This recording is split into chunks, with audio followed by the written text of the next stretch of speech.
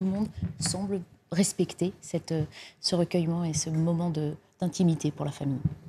Normalement, ça devrait être respecté. Le problème, c'est que lors de la marche blanche qui a eu lieu jeudi, très rapidement, il y a eu des émeutiers, en fait. Donc, il y a des personnes qui profitent de ce drame pour, en fait, en profiter pour en découdre avec les forces de l'ordre. Moi, je pense qu'il y a deux messages qui sont possibles. Le premier, c'est le message qui est adressé par une grande partie des gens qui ont été troublés par le décès de Naël et qui manifestent de manière pacifique. Et même, c'est ce qu'a demandé la mère. La mère a dit spécifiquement « je n'en veux pas aux policiers ».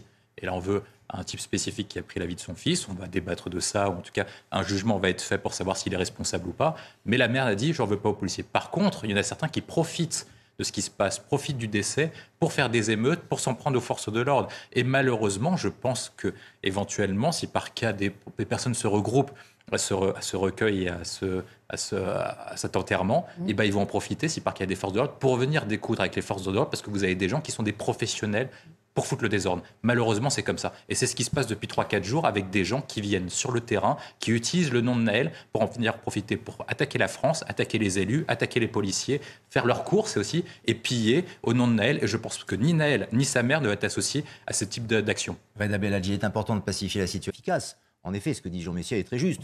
Un état d'urgence peut être bravé vu la détermination des émeutiers. L'état d'urgence, c'est un outil. C'est un outil pour aider les policiers, notamment d'un point de vue pour les aider et mettre des mesures capables de les aider. Moi, je pense que ce n'est pas ça le point essentiel. Le point essentiel, c'est quelle est la philosophie du maintien de l'ordre en France. Là, pour l'instant, on est en défensif. On envoie des policiers pour maintenir l'ordre sur le territoire et montrer qu'on est présent. Et pour l'instant, on n'essaye pas d'aller coffrer les types, même s'il y a des interpellations. Il y a beaucoup plus que 1300 personnes qui provoquent des émeutes en France. Le point essentiel, c'est quelle doctrine vous voulez. Je pense que la doctrine essentielle maintenant, et les Français sont pour, c'est qu'il faut rétablir l'ordre, quoi qu'il en coûte. Voilà, on a déclaré la guerre à un virus, donc on est capable de pouvoir stopper des émeutiers facilement. Il faut juste adopter les consignes pour faire Sauf qu'on a senti que l'exécutif était frileux sur cette question. Justement, on va y arriver. Localement, et justement, on sent qu'il redoute de devoir l'annoncer. Le point essentiel, c'est celui-ci, c'est quelle doctrine vous voulez. Moi, je pense qu'il faut donner un principe. On veut rétablir l'ordre, quoi qu'il en coûte, et on met toutes les mesures pour.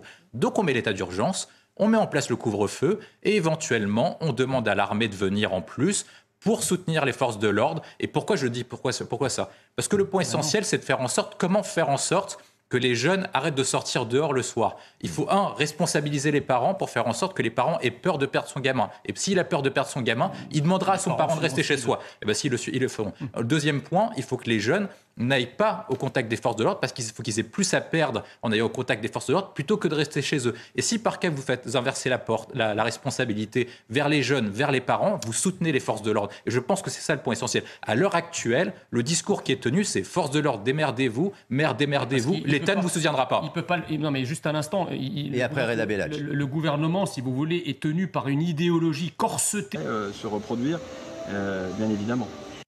William Thiel, ça vous fait réagir ces déclarations? Oui, bien sûr, parce que moi je trouve que c'est un hypocrite, Grégory Doucet, c'est celui à qui la région Auvergne-Rhône-Alpes avait donné de l'argent pour mettre en place des caméras de vidéosurveillance.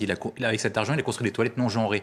Et donc, M. Doucet, comme les personnes de son parti, Europe Écologie Les Verts, se confrontent au réel. C'est-à-dire que les gens qui ont choyé, les personnes qui ont attaqué les forces de l'ordre, maintenant, ils en ont besoin. C'est-à-dire que lorsqu'on se confronte au réel, on remarque que les thèses de Doucet et toute sa bande ne fonctionnent pas. Désormais, ils pensaient qu'on pouvait arrêter la délinquance en donnant un peu de social, en donnant un peu d'argent, etc. Qu'il allait construire des toilettes non genrées, peut-être que ça arrêtera les émeutes sur place. Donc le point essentiel, c'est que tout ce qu'il racontait et tout ce que raconte son parti depuis des années est n'importe quoi. Et donc du coup, il faut mettre en place des solutions qui sont beaucoup plus fortes, comme je le dis, rétablir l'ordre, quoi qu'il en coûte, état d'urgence, couvre-feu et si nécessaire, pour donner plus de troupes, l'armée. Grégory Doucet serait-il pour la démonstration des limites de ce système? Moi, justement, c'est pour ça que je dis qu'il faut mobiliser tout le monde, il faut rétablir l'ordre, quoi qu'il en coûte.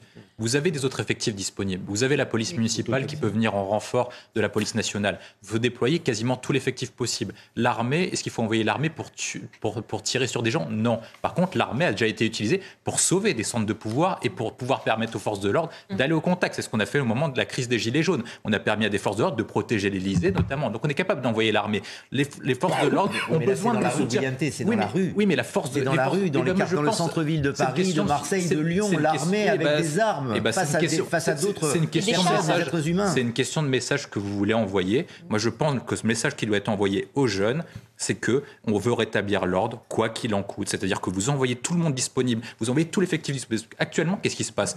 Les commerçants qui se font saccager, ils sont obligés de dormir dans leur commerce le soir. Ils se dorment avec la peur au ventre. Il y a certains parents qui ont peur de dormir le soir, de peur que leur immeuble se fasse brûler ou pas. Et est-ce qu'on veut vivre comme ça encore une semaine de plus? Les forces de l'ordre vont tenir pas encore combien de temps? Ils sont déjà sur flux tendu depuis des années. Donc il faut leur donner tous les moyens pour réussir. Il ne faut pas leur mettre des entraves, il ne faut pas leur mettre des pots de banane comme ce que fait certains politiques. Non, il faut les aider absolument en mettant tous les moyens disponibles.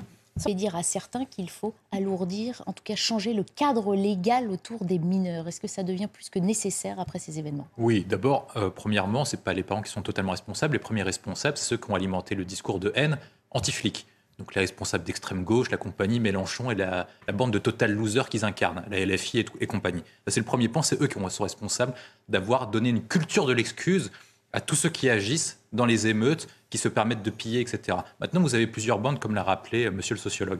Le premier point, c'est que vous avez des gens qui ont été éduqués dans la culture GTA, Kaira, Racaille, et qui se disent, voilà, on va faire une concurrence maintenant sur TikTok de qui va voler le plus, qui va attaquer le plus de flics, qui va attaquer le plus de commissariats, et on va mettre la vidéo sur les réseaux sociaux pour montrer que c'est nous, tels groupes sociaux, telle cité, avons fait de plus dommages de haine anti-France. Et dans cela, vous avez ceux qui sont démunis et ceux qui sont avec des parents. Ceux qui sont avec des parents, parfois parce que les parents ont beaucoup de familles nombreuses, etc., ne peuvent pas gérer tous les enfants. Et donc ceux-là n'ont pas une éducation républicaine ou une éducation familiale, ils ont l'éducation de la loi des gangs. Et pour s'inclure dans le milieu social, ils vont suivre les éléments. Ils vont se dire, bah tiens, pour intégrer le milieu social, ça va être cool, donc on va continuer de faire ce que j'ai décrit tout à l'heure, attaquer des commissariats, aller piller pour s'inclure dans une bande, parce qu'ils n'ont pas de bande, ils sont démunis socialement. Et il y a une autre bande, auquel les parents sont malheureusement absents, donc là vous n'avez pas de responsabilité parentale, qui eux, de toute façon, incluent le phénomène que j'ai cité. Donc les parents ont une responsabilité sur le deuxième groupe.